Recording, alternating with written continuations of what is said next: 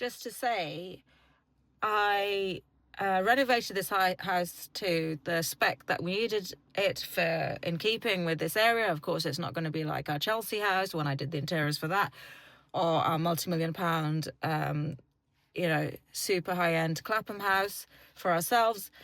But it was nicely decorated.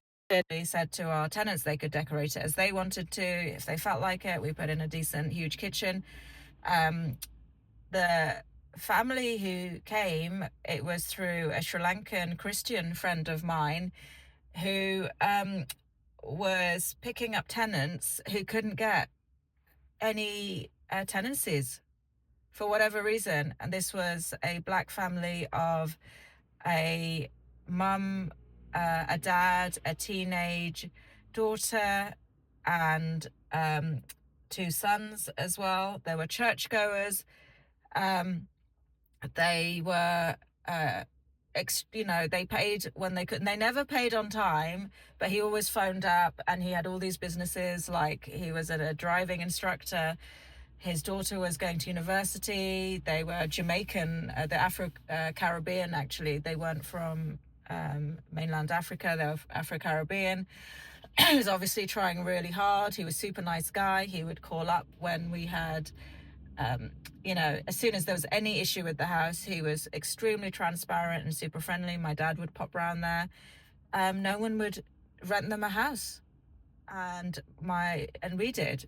And then I believe they had an Airbnb business. I wouldn't be surprised if they took on, black people who couldn't get anywhere. If they wanted to stay in London for the summer or something, it was virtually impossible for anyone to give them, rental space. And we did that. We didn't think it was, we were doing a favor. We found good tenants, and they were extremely grateful and were brilliant tenants.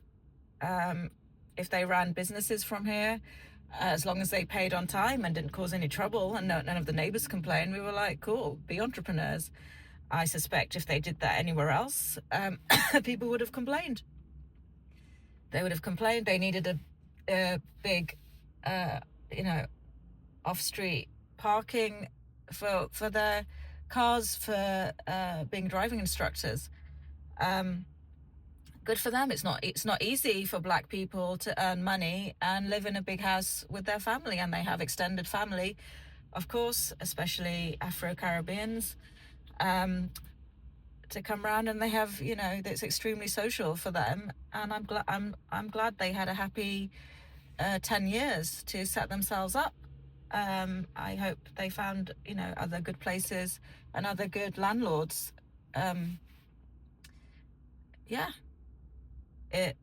It's not easy for black people to have businesses. It's not easy for them to run it from their home. It's not easy even for them to find a rental place. They were desperate. They were out on the street pretty much.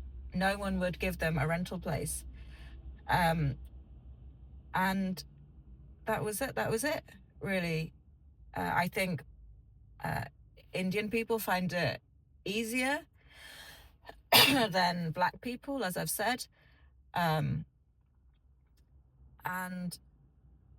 yeah, it was an odd thing. They don't let black people into certain areas. Where are they? I don't even where the hell are they? Not even on this road. You don't even get black people here. You do not even get black people in this part of Grove Park. We were the only ones who would rent them a house. This was, they had gone up in status and they could run their business more legitimately because of it, and good for them.